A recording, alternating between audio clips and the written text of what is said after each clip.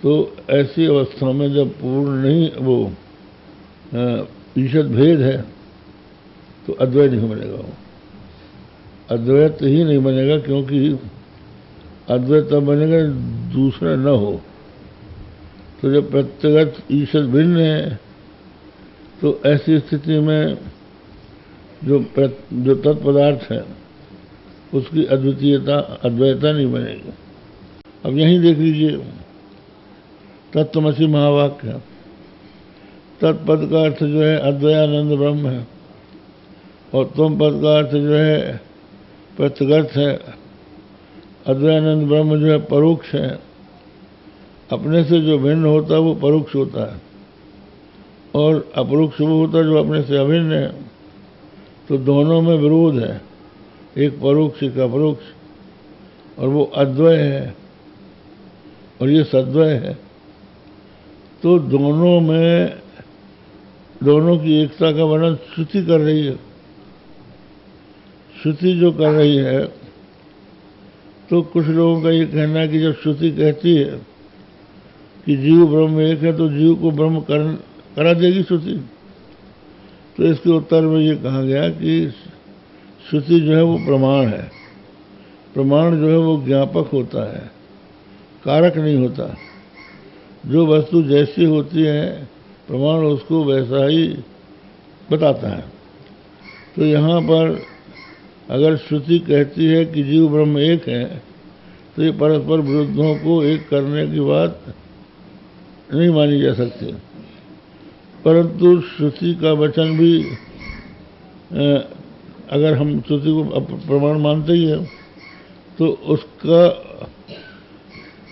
उसकी अन्यथानुपत्ति से कि अगर हम एकता नहीं मानेंगे तो ये जो अनुपन्न हो जाएगा, और अनुपन्न हो जाने का ना प्रमाण हो जाएगा, और श्रुति प्रमाण नहीं हो सकती। तो हमें विरुद्धांश का त्याग करना पड़ेगा। तो तत्पद में जो ईश्वर है, ब्रह्म है, उसमें सर्वज्ञता सर्वशक्तिमत्ता, ये जो विरोधी अंश है उसको छोड़ना पड़ेगा। और जीव में जो अल्पज्ञता है,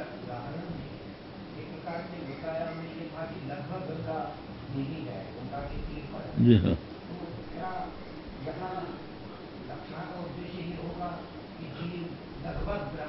लगभग नहीं। ऐसा है कि जीव जो है वो जीव संज्ञा उसकी कैसे हुई? एक साक्षी, कूटस्थ, मुकुटस्थ माने जैसे लोहार की निहाई होती है, लोहार की निहाई के ऊपर अनेकों लोहे के पजाया जाता है, लोहे को कूटा जाता है, उसको कहते हैं कूट। तो जैसे कूट अचल रहता है, उसी तरह से जो साक्षी है वो अचल है, और वो सबका साक्षी है। उसके साथ अंतःकरण, और अंतःकरण में प्रतिबिंबित जो कूटस्थ है, वो तीन को जीव कहते हैं। तो असल में जीव का असली स्वरूप जो है वो साक्षी है। तो उसमें से हम जब एकता समझनी होती है तो अंतःकरण को हटा देते हैं, ठीक है ना। तो अंतःकरण को हटाने से जो कूटस्थ है वो शेष रह जाएगा, वो सर्वथा वही है। इसी तरह से जो चेतन है वही माया की उपाधि से ईश्वर कहलाता है। तो माया को हम हटा देते हैं तो वो भी चेतन चेतन एक है। दोनों की एकता इस तरह से होती है, ये सिद्धांत।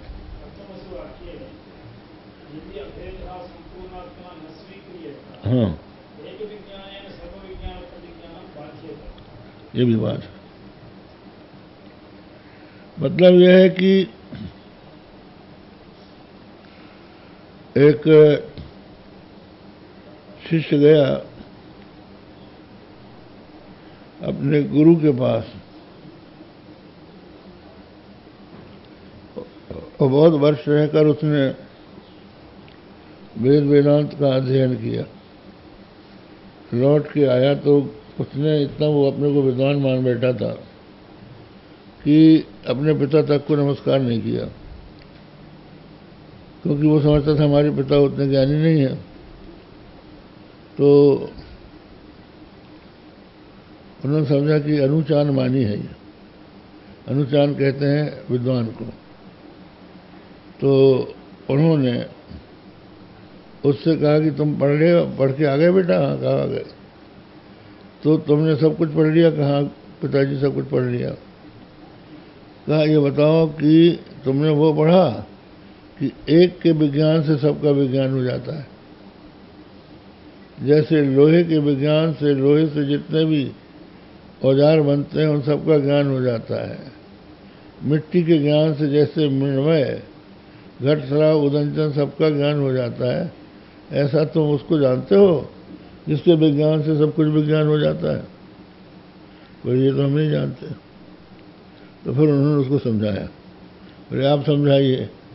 गुरु से जाके पूछो। बोले अगर वो जानते तो मैं उनका बहुत प्रिय था, वो मुझे अवश्य बतला देते ये विज्ञान, इसलिए ये आप ही जानते हैं, आप ही बताइए। तब वो शरणागत हुआ और उन्होंने उसको ज्ञान दे दिया। तो एक के विज्ञान से सबके विज्ञान की बात तब समझ में आ सकती है जब उस ब्रह्म से भिन्न कोई न हो। तो भेद जो है 3 प्रकार का होता है: सजातीय भेद, विजातीय भेद और स्वगत भेद। जब तक 3 भेद रहेंगे तब तक एक नहीं होगा, एक के विज्ञान से सबका विज्ञान नहीं होगा। तो सजातीय भेद क्या है? लोक में एक वृक्ष से दूसरे वृक्ष का भेद सजातीय भेद है, और वृक्ष से पाषाण का भेद विजातीय भेद है, और वृक्ष की जो शाखा प्रशाखा पत्र पुष्प है उनका जो परस्पर भेद है वह स्वगत भेद। जो ब्रह्म है उसमें सजातीय भेद नहीं है। इसलिए नहीं है कि जो जीव है वास्तव में जीव ब्रह्म से अभिन्न है।